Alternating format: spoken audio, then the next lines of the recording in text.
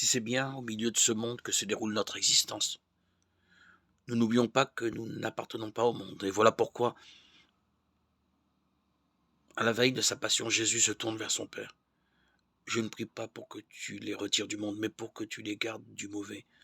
Jean 17,15. Lui-même a fait l'expérience concrète de la puissance du diable, qui l'a conduit à la mort. Mais toute sa vie et tout son enseignement montrent qu'il est possible à qui se confie au Seigneur de ne pas se laisser submerger par le mal. Voilà bien la source de l'espérance chrétienne. De sorte que partageant les tristesses et les angoisses des hommes de ce temps, nous pouvons demeurer dans la paix et la joie, qui sont le fruit de l'esprit,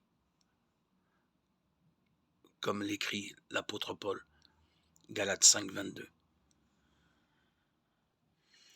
Les chrétiens sont dans la chair, mais ils ne vivent pas selon la chair. En un mot, ce que l'âme est dans le corps, les chrétiens le sont dans le monde. L'âme est répandue dans les membres du corps, comme les chrétiens dans les cités du monde. L'âme habite dans le corps et pourtant elle n'appartient pas au corps, comme les chrétiens habitent dans le monde, mais n'appartiennent pas au monde.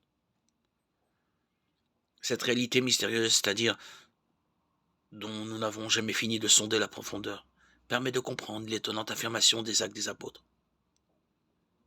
Tandis que manifestement la plus petite communauté naissante vit dans la crainte des persécutions, l'auteur déclare: l'Église était en paix dans toute la Judée, la Galilée et la Samarie. Elle se construisait et elle marchait dans la crainte du Seigneur. Réconfortée par l'Esprit Saint, elle se multipliait.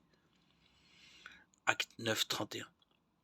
Une telle assurance ne provient évidemment pas de succès humain retentissant, mais du souffle qui a envahi l'assemblée. Si l'Esprit réconforte, il fait également comprendre les paroles du Christ, dont le sens n'avait pas été bien saisi auparavant. Jean 14, 26. Particulièrement celui du verset suivant. Je vous laisse la paix, je vous donne ma paix. Ce n'est pas la manière du monde que je vous la donne. Que votre cœur ne soit pas bouleversé ni effrayé. Jean 14, 27.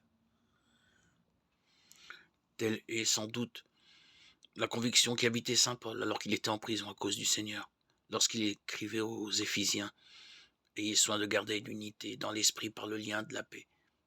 Éphésiens 4, 1, 3.